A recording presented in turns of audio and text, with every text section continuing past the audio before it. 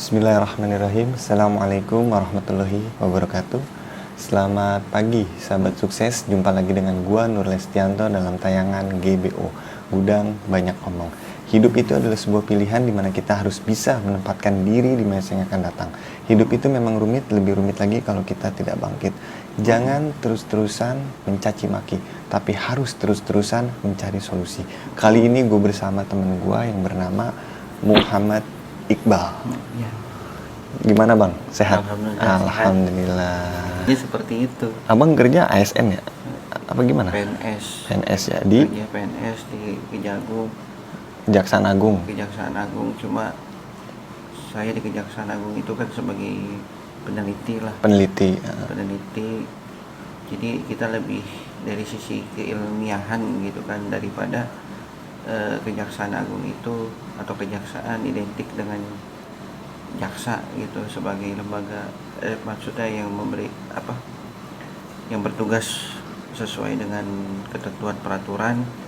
Tapi ya dengan acara ini gitu ya, kita bukan melibatkan institusi, tapi ya memang kita lebih ke keseharian aja lah, keseharian. Dan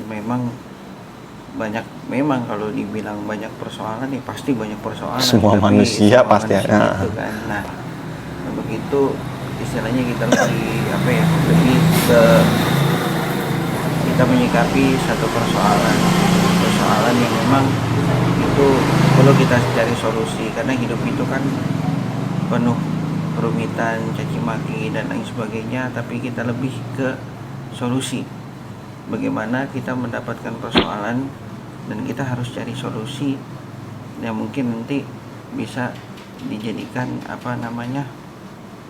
contoh mungkin barangkali di kehidupan ini. Intinya perlu ada solusi lah terhadap satu persoalan. Jadi jangan sampai ada masalah tanpa solusi, intinya itu. Jadi memang semua manusia memang mempunyai masalah, tapi bagaimana caranya kita menyikapi atau mencari solusi, itu, ya kan? Itu berarti kayak di awal tadi kan, jangan terus-terusan mencaci maki, tapi kita harus terus-terusan mencari solusi. Mantap. Nah, berarti kegiatan cukup padat.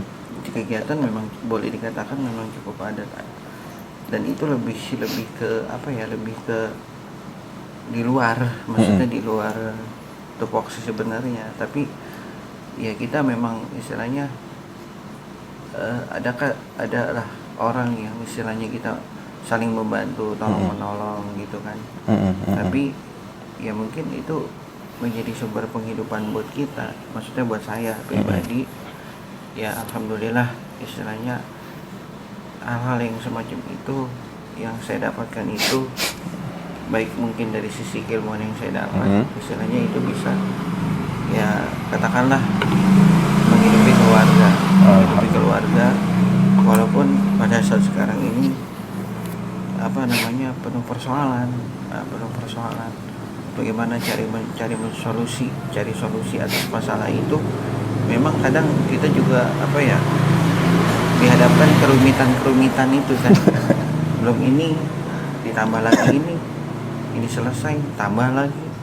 Nah itulah dilema kehidupan itu. Tapi penuh warna ya. Ya jadi intinya memang istilahnya kita kan memang kalau dilihat dari sisi umur memang kita masih tergolong muda lah gitu. Siapa? Masih tergolong muda. Abang. masih muda. Yakin? Biar kalian yang menilai. Masih muda. Maksudnya masih muda dalam arti kita masih muda nih. Ya mungkin ada istilahnya sudah ada buntut, istilahnya buntut. Tapi cucu. Buntut. Kalau cucu mah udah itu pada kaki-kaki, bos. Maksudnya gini. Kita umur masih 38. Mungkin kan jauh kalau di usia 50. Itu udah pasti udah tua. Itu pasti udah tua. Kalau kita kan istilahnya udah tua, tapi kelihatan tenaga itu masih muda lah. Artinya belum ada lah, maksudnya apa yang kita rasain, maksudnya dari sisi penyakit, apa yang kita rasa beda dengan usia 50. Kalau usia 50 itu atau menjelang 60 atau bahkan lebih dari itu pasti kan banyak yang kerasa. Istilahnya kita memang kalau dari sisi usia kan masih relatif muda lah, kalau dari sisi itunya mah. Tapi kan ya istilahnya dengan masih muda kita punya semangat dalam hidup ini, dan pasti ketika ada masalah sebisa mungkin apa harus kita cari solusi dari masalah itu. Yes, right.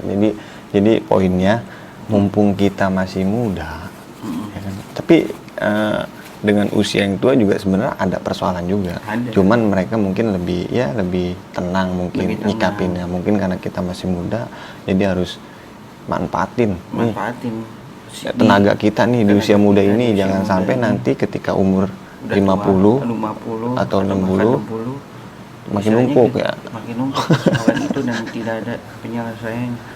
Paling kalau udah usia udah tua kan pasti ketika ada persoalan ya udahlah. Nah, cuma oke lah, kita masih muda, kita masih banyak persoalan dan kita harus hadapi persoalan itu. Ketika kita menjelang usia itu, ya sedikit demi sedikit persoalan itu kita tutup.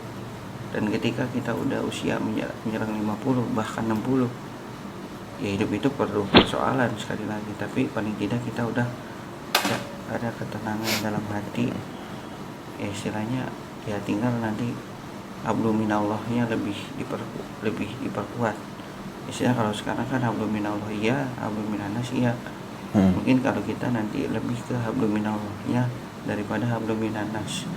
Ya secara manusia itu kan masuk sosial, tapi pasti di dalam itu pasti banyak persoalan dengan hubungan hablum minannasnya itu. Itu yang susah kalau bang. kalau kita masih muda, ya seiring sejalan hablum minallah iya, hablum minannas iya. Kalau kita nanti usia di saat seperti itu, ya hablum minallahnya lebih ditingkatkan. Karena bukan apa-apa, otomatis dengan hablum minallahnya lebih ditingkatkan karena kan mereka istilahnya tinggal sisa umur, tinggal menunggu waktu itu.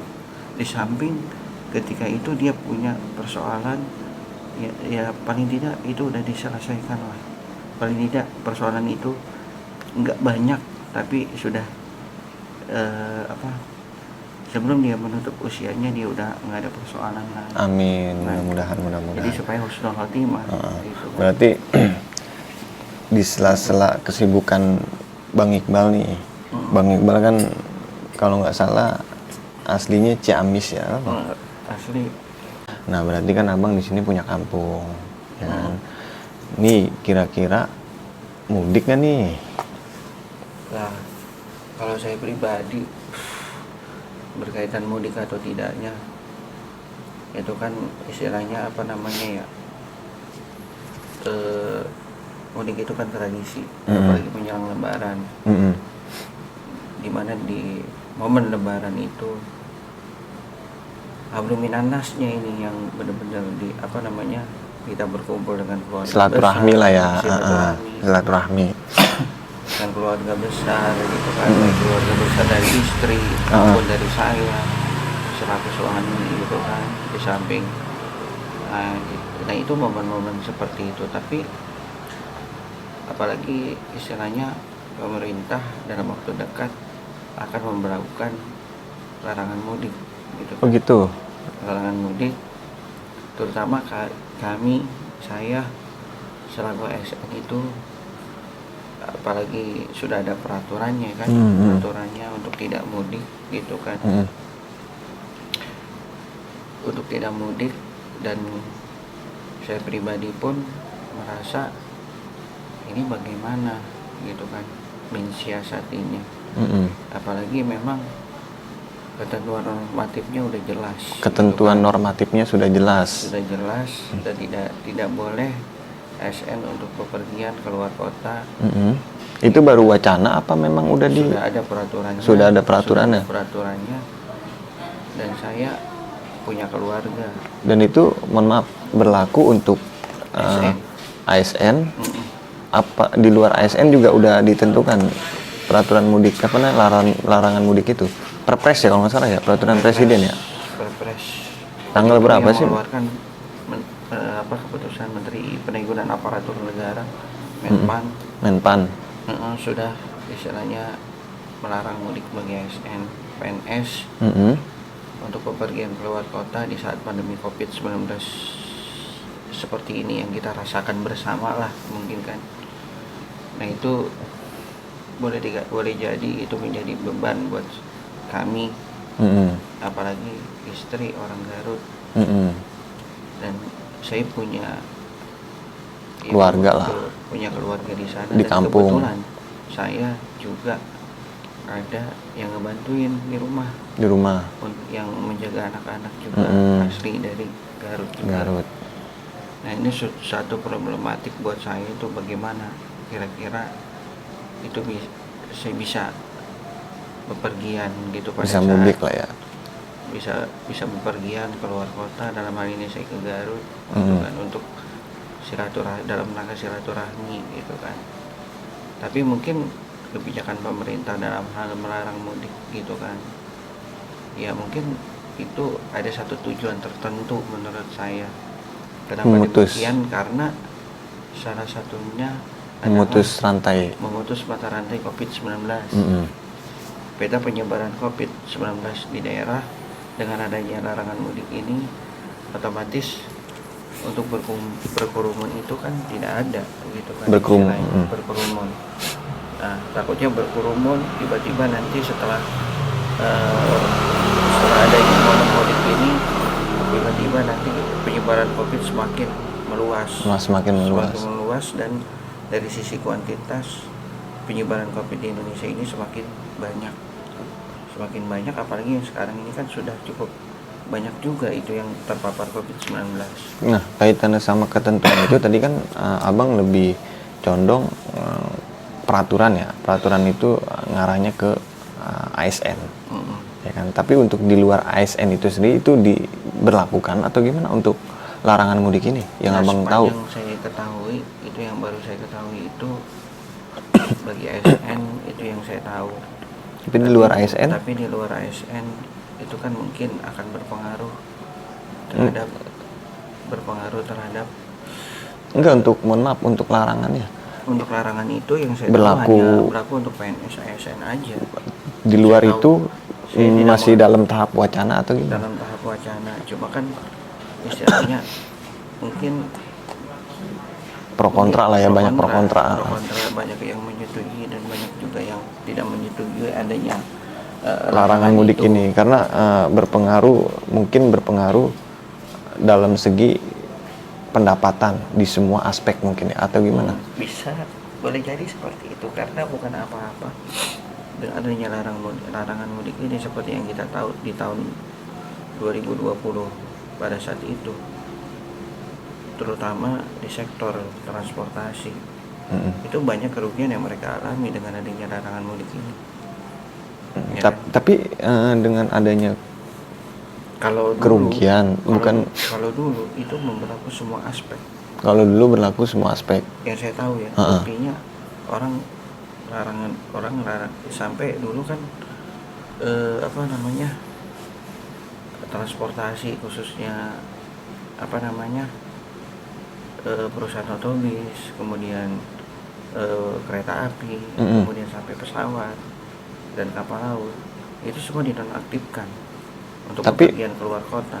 Biasanya mah kayak gitu juga ada dana bantuan lah biasanya untuk membackup, tapi nggak cukup atau gimana? Nah, yang saya tahu kalau untuk masalah itu yang saya tahu gitu kan, kalau kita membandingkan antara tahun 2020 dengan 2021, ya mungkin yang 2021 tahun ini masih banyak perdebatan. Tapi yang kita rasakan di tahun 2020 itu tidak ada kebijakan sama sekali. Artinya dilarang benar-benar dilarang. Dan ketika ada orang yang keluarga atau siapapun yang bepergian, ketika dia terkena checkpoint, dia harus muter balik ke arah Jakarta lagi. Dan mungkin sekarang pun ada terjadi penyekatan gitu kan, terjadi penyekatan, ya mungkin itu kan bisa menghambat mereka untuk pergi ke Pergi. tempat satu tujuan gitu kan. Mudik pulang Mudik kampung gitu ya. kan. Nah itu pada saat mudik 2020. Kemudian pada saat libur panjang dan mulai juga di bulan Desember, Mm-mm. ketika orang bepergian keluar kota itu harus dia rapid test dulu, Oh iya. harus memenuhi prosedur. Jadi enggak bang, mohon maaf, yang mau saya tanya ini, ya kan? Nah abang kan kerja di salah satu lembaga pemerintah ya, masuknya ya. Itu kan ada dinas-dinas misalnya keluar kota atau ke Pulau Jawa. Nah itu dibolehkan atau itu ada pengecualian abang bisa berangkat ke sana? saya sudah hampir mungkin sudah 2 tahun ya, 2020 2021. Saya memang kegiatan sekali lagi saya berkaitan dengan tugas penelitian. Di saat sebelum pandemi, kita sering bepergian keluar kota dalam arti untuk menjalankan tugas kedinasan ke beberapa provinsi di seluruh Indonesia. Di saat pandemi tahun 2020 hingga 2021 ini, kita tidak melakukan kegiatan penelitian ke daerah. Kita tidak melakukan itu dan kita arahkan ke kegiatan yang lainnya. Karena bukan apa-apa, ya kita istilahnya aturan itu bukan untuk dilanggar, tapi sekali lagi itu peraturan untuk kita patuhi. Ya kita sebagai orang yang mengerti dengan hukum, ya kita harus taat dengan aturan itu. Karena aturan ini juga dibuat untuk kepentingan banyak orang lah, bisa Intinya, dikatakan. Peraturan ini kan dengan maksud untuk memutus mata rantai COVID-19 di daerah. Ya ini untuk kemaslahatan kita juga kok, bukan untuk merugikan kita juga kok. Ya mungkin pada saat kita lebaran tidak boleh pulang, tidak boleh mudik.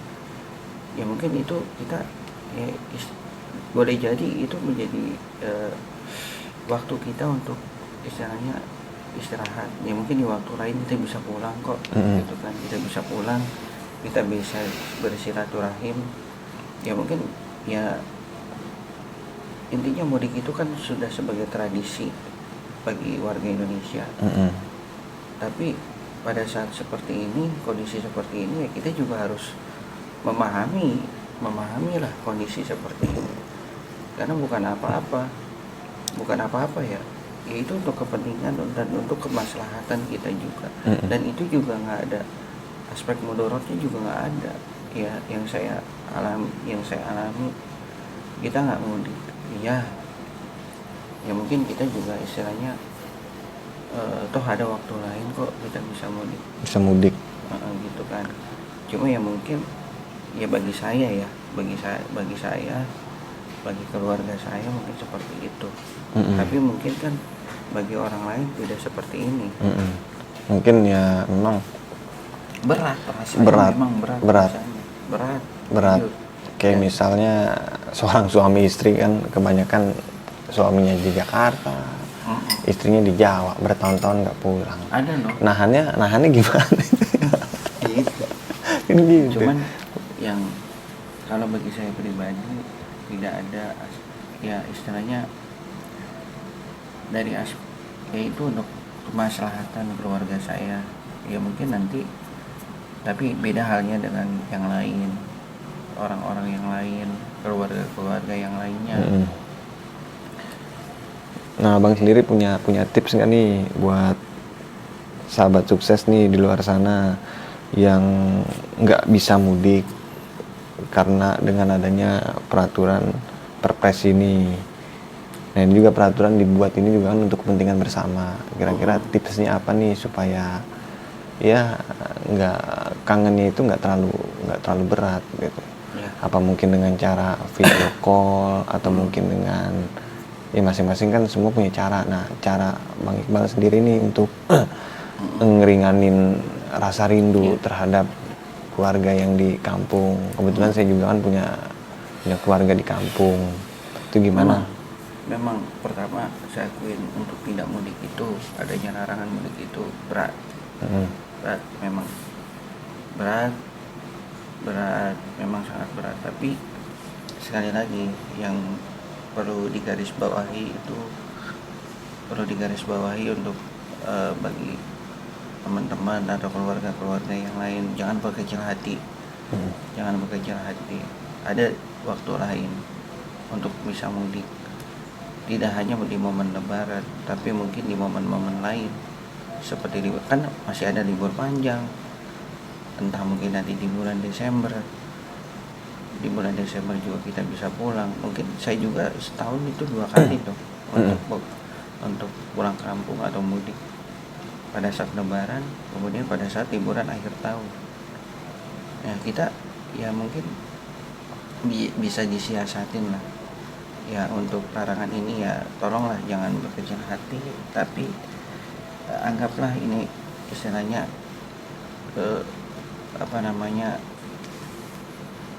kesenangan yang tertunda gitu. Apa sih namanya? Kesenangan yang tertunda bisa masuk. Kesenangan yang tertunda. Bukan berarti kesenangan yang batal, tapi kesenangan yang tertunda. Yang batal nggak mungkin kan. Harapannya sih Kita pandemi juga ada waktu lain. Ya mudah-mudahan aja ini kan masih dalam tahap perbincangan. Ya mudah-mudahan nanti ada solusi. Dibalik sekali lagi saya bilang tadi di awal, kita harus dari permasalahan ini harus kita cari solusi. Gitu kan. Ya kalau kita memang untuk larangan mudik sekali lagi itu berlaku bagi saya selaku ASN atau PNS.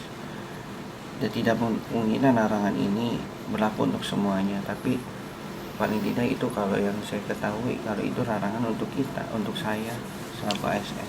Tapi mungkin kalau untuk masyarakat umum bisa. Dan istilahnya mudah-mudahan di akhir ini kan April. baru tanggal 17 April. Itu tanggal 6 diberlakukan sampai tanggal 17. 6 Mei. 6 Mei. Oh, jadi larangan itu diberlakukan tanggal 6 Mei sampai tanggal 17 Mei. Tapi peraturannya udah turun. Peraturan untuk kita udah turun. Peraturan untuk ASN sudah turun, tapi di luar daripada ASN itu belum turun. Itu ya, Bang? Bukan. Kalau itu kan larangan umum ya. Larangan umum. Sifatnya umum. Tapi larangan bagi kita sudah ada. Sudah ada. Perpresnya. Tapi itu kan larangan umum itu untuk masyarakat yang akan bepergian.